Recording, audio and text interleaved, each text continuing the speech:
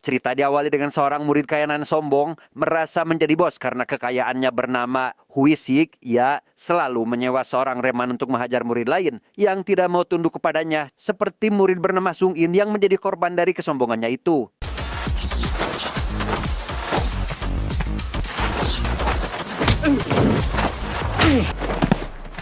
Dan kisah akan berfokus pada seorang murid pengecut bernama Hyun Tae. Setelah diketahui jika dirinya adalah rekan Sung In, dia menjadi bulan-bulanan si Huisik dan anak buahnya menjadi samsak tinju meski dia tidak melakukan kesalahan apapun kepadanya.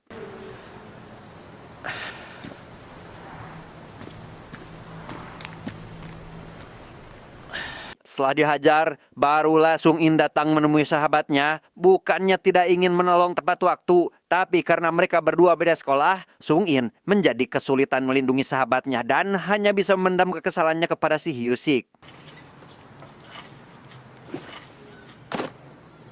나 이제 싸움 안 하려고. Ketika sedang berjalan pulang itulah, Sung In tak sengaja melihat Huisik berjalan di depan mereka dengan seorang wanita. Ia langsung menghampirinya dan... 야, 사탕 맛있냐? Sung In dan Hyun Tae rupanya adalah sahabat karib sejak kecil. Mereka tidak ragam sama sekali satu sama lain. Bahkan kedua orang tua mereka sudah menganggap jika Hyun Tae dan Sung In adalah saudara. Seperti ayah Sung In yang memberikannya kartu kredit untuk dipakai jajan bersama Hyun Tae. 너랑 있을 때 치킨 사 먹으라고 나한테 카드 주고 왔어. 뻥치지 마. 아 진짜로.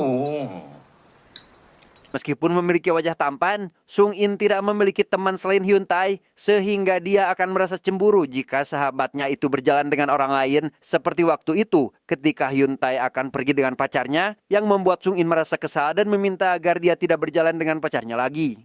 알았어, 내가 전화할게. 끊어. 뭐 은진이야? 씨발 꺼져 그냥 보라. Tanpa memperdulikan sahabatnya, Hyun Tae memilih untuk tetap mojok dengan kekasihnya. Meski sadar jika hal itu akan membuat Sung In merasa jengkel, ia berani mengambil resiko meski harus bertengkar dengan sahabatnya.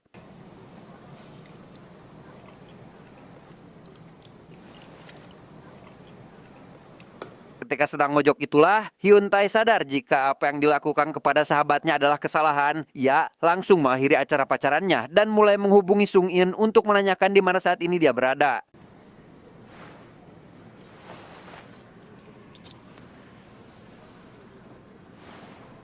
먹었어?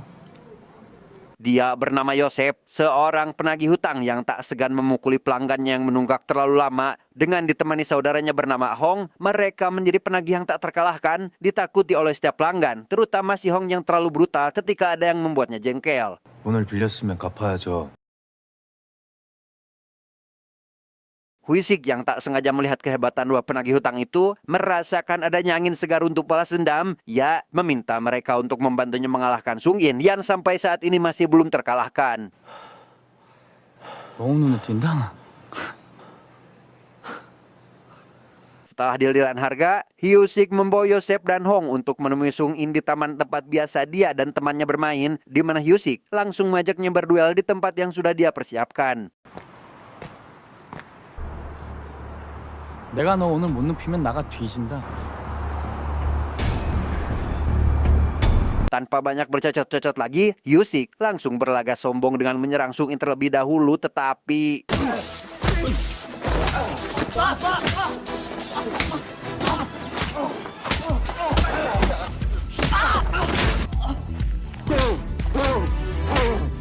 Setelah Hyusik dan dua rekannya tumbang, barulah Yosep turun tangan dan...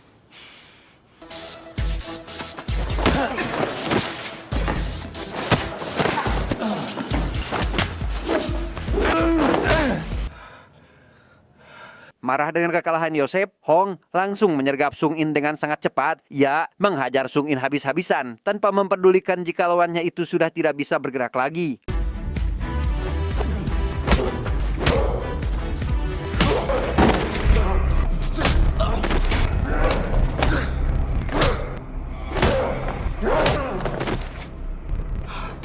Sementara itu, Hyun Tae yang rupanya baru saja sampai ke taman hanya mendapati tas milik sahabatnya tergeletak sendirian. Ia tidak bisa menghubungi Sung In meski sudah mencobanya beberapa kali tanpa tahu jika saat ini sahabatnya hampir mati di tangan Hong yang terlalu brutal.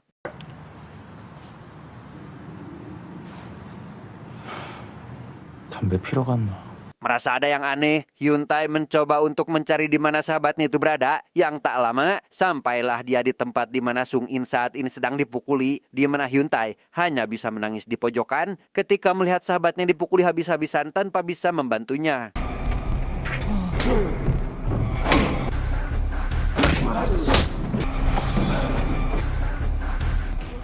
Setelah semuanya pergi, terlihat dua sahabat itu saling tatap-tatapan, di mana Hyun Tae hanya bisa menangisi sikapnya pengecut dan hanya bisa memandangi sahabatnya yang hampir saja mati.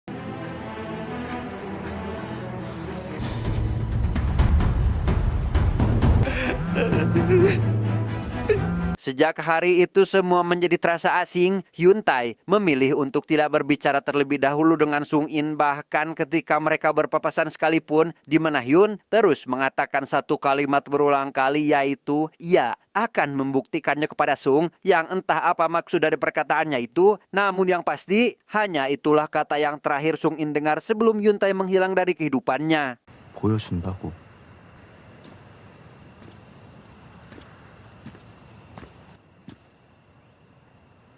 Mereka yang sudah tidak bersama lagi pun membuat orang tua masing-masing bertanya tentang hubungan pertemanan mereka, apakah sedang bertengkar atau tidak, di mana Hyun Tae maupun Sung In tidak bisa menjelaskan tentang situasinya saat ini. 싸웠어. 밥은 먹었어.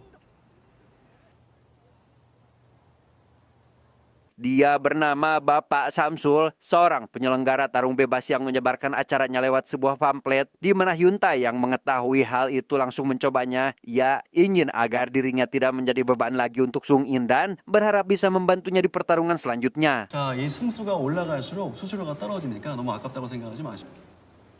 오케이. 자, 이제 한번 보여볼게요. 거기 담배 끄시고. 자, 오늘도 저 Sesampainya di lokasi pertarungan, Hyun Tae yang usianya paling muda awalnya diremehkan oleh Samsul, apalagi ketika melihat skillnya biasa saja, sehingga Pak Samsul pun sudah tidak memiliki harapan lagi jika Hyun Tae akan selamat dalam pertarungannya.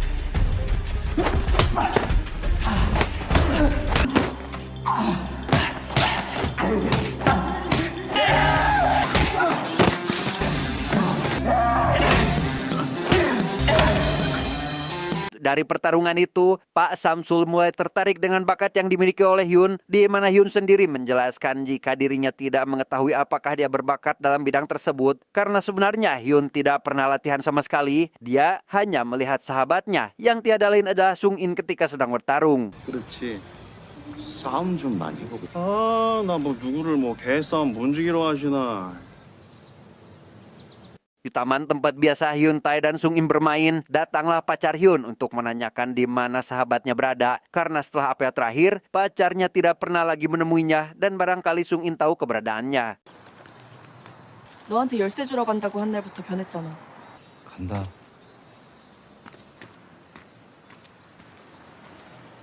Sung In sendiri sudah beberapa kali mencoba untuk menghubungi Hyun Tae, namun tak pernah sekalipun diangkat, sehingga Sung In beranggapan jika kerenggangan mereka gara-gara Hyun Tae datang dan melihatnya terluka oleh orang sewaan Hyosik, sehingga Sung In langsung mencari Hyosik saat itu juga.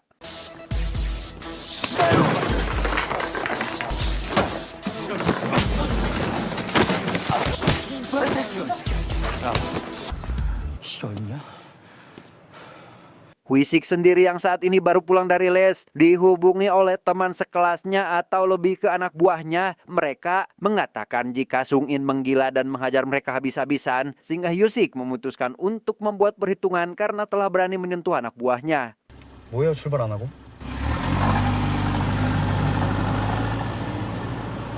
Esok harinya Hyosik mendatangi Hyun Tae dan langsung membuatnya jengkel, di mana si Hyun-sik ini terus berlagak seolah penguasa hanya karena dirinya kebanyakan uang. Namun anehnya Hyun Tae tidak sedikit pun melawan, sehingga membuat Hyosik semakin berlagak jika dirinya memang absolut dan tak terkalahkan.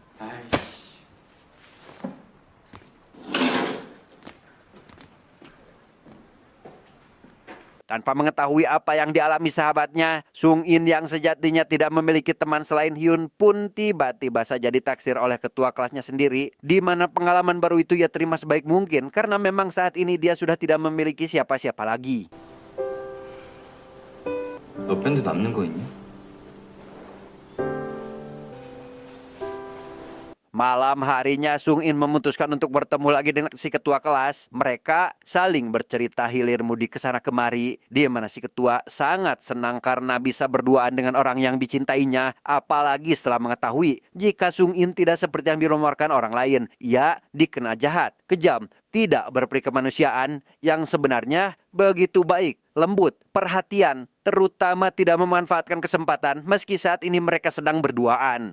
그럼 학교에서 이렇게 예쁘고 잘난 체를 유지하는 게 쉬운 줄 아니? 맨정신으로? 씨발 라면 먹을 걸. Hyun Tae sendiri masih bersama Pak Samsul untuk pergi ke pertarungan selanjutnya. Pak Samsul menjelaskan jika pertarungan kali ini tidaklah mudah karena orang yang akan dia lawan adalah orang yang tak terkalahkan. Sehingga Pak Samsul meminta Hyun agar tetap berhati-hati dan langsung menyerah jika dia sudah tidak sanggup untuk melanjutkan pertarungannya.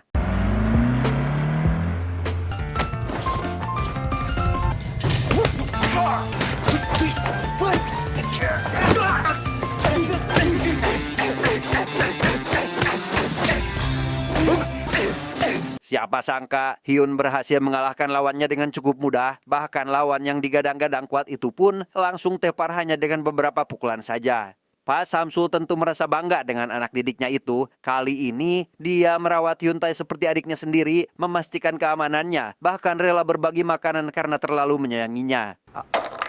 야, 이것도 먹어. 형 안 먹어요? 먹어. Dengan uang hasil dari pertarungannya, Pak Samsul bertanya akan digunakan untuk apa uang itu, di mana Hyun menjelaskan jika uang tersebut akan dia gunakan untuk jalan-jalan bersama sahabatnya, di mana percakapan itu langsung dipotong oleh Hyun karena sejatinya uang bukanlah segalanya, melainkan dia hanya ingin menjadi kuat dan berharap bisa bertarung secara berkelompok. 하는 데가 있긴 한데 뭐 이렇게 못 사서 한달이냐? 말하자면 길어요. Mendengar hal itu, Pak Samsul menyarankan Hyun untuk melakukan pertarungan di tempat lain, pertarungan yang dilakukan secara berkelompok sesuai dengan keinginannya. 안 해주시겠죠? 아, 나. 이 새끼가 이게 아주 사람 골수까지 빼먹으려 그러네? Sementara itu, Yosef dan saudaranya menagih hutang seperti biasa, di mana kali ini si Hong atau saudaranya terlalu keras melakukan pekerjaan. Ia memukuli nasabahnya terlalu keras, membuat si nasabah babak belur sehingga dari kejadian yang tidak manusiawi itu, si nasabah memilih untuk mengajukan hal tersebut ke pengadilan dan meminta uang perdamaian dengan jumlah yang sangat besar.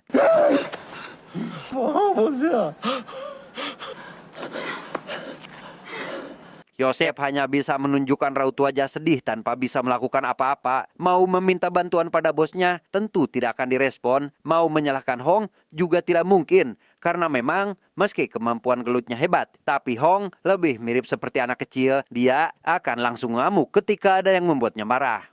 잘 됐네. 봐봐.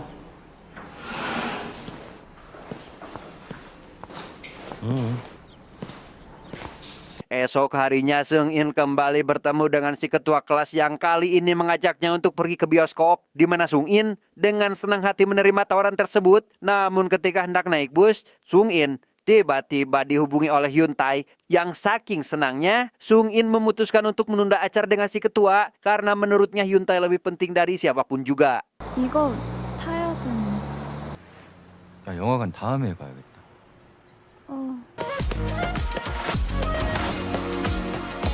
Setelah melewati perjalanan panjang dengan penuh kebahagiaan, Sung In malah dibuat kecewa karena Hyun Tae dengan wajah babak belurnya terus saja berucap jika dia akan membuktikan sesuatu, di mana hal itu membuat Sung In merasa kesal dan kembali beranggapan jika penyebabnya adalah Hyusik, sehingga Sung In langsung pergi untuk mencari keberadaannya.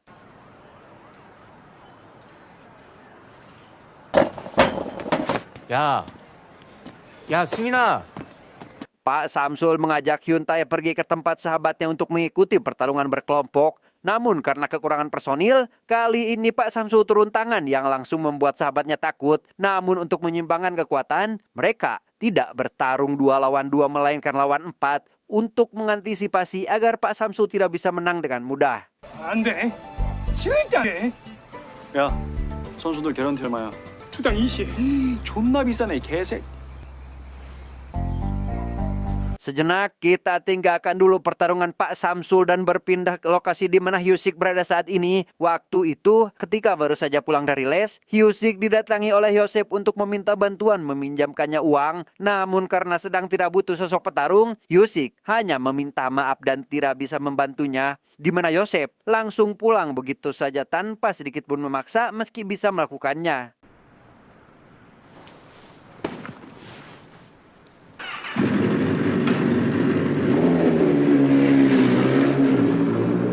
Baru saja Yosep pulang, Sung In tiba-tiba saja datang bersama anak buah Hyusik ke tempatnya saat ini, di mana Sung In langsung membrutal dan meminta agar Hyusik tidak mengganggu kehidupannya lagi.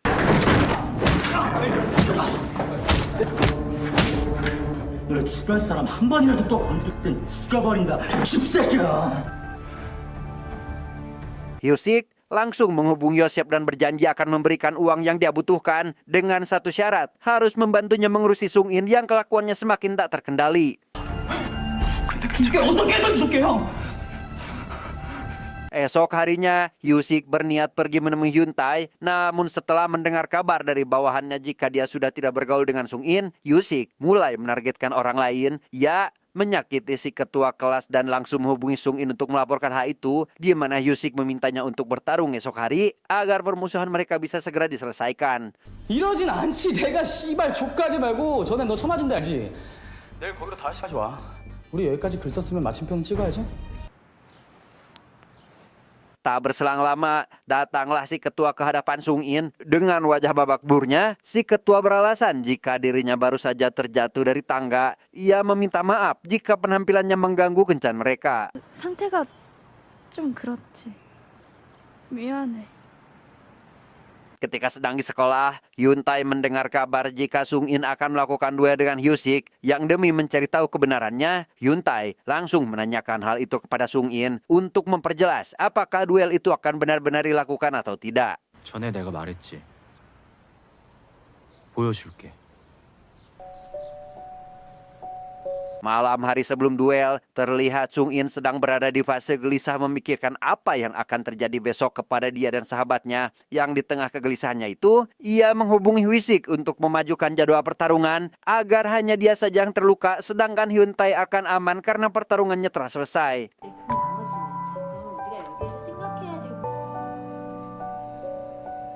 Di hari pertarungan, tampak semua pihak sedang bersiap untuk melakukan duel terakhir, di mana Hyun menghubungi Pak Samsul terlebih dahulu, meski pada akhirnya tetap berangkat karena tidak mendapatkan jawaban.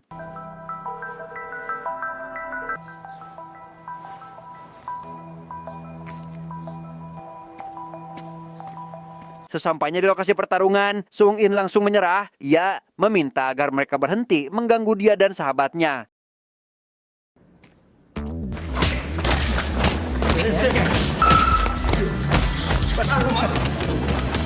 Di tengah perundungan itu, Hyuntae yang tidak bisa menghubungi Sung In pun langsung mendatanginya karena ia tidak ingin kejadian di masa lalu terulang lagi dan... 네가 여기 왜 왔냐?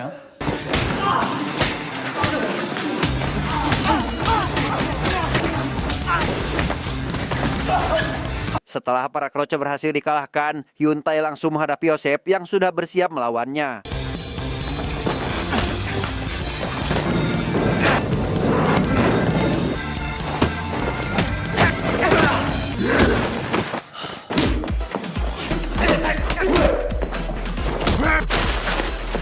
Kewalahan dengan saudara Yosep, tiba-tiba Pak Samsu juga datang ke lokasi tersebut setelah tadi mendapat panggilan yang tak terjawab.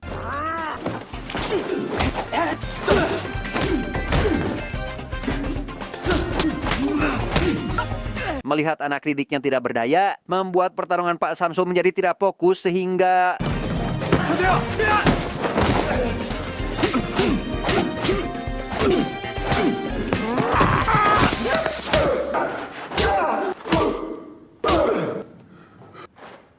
Pada akhirnya, Hong berhasil memenangkan pertarungan besar itu, di mana dengan gagah beraninya, Sung In datang tepat waktu, tepat ketika Hyun Tae akan dihabisi. Meski sebenarnya, Yoseplah sang penyelamat yang akhirnya membawa saudaranya pergi.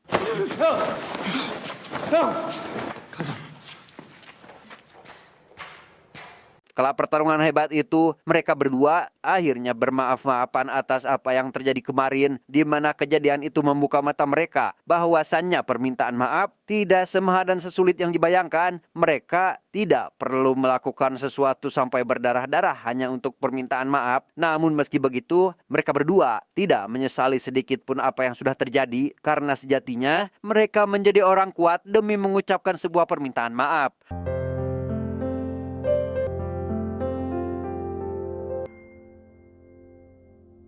Tamat, ending yang sangat membagongkan.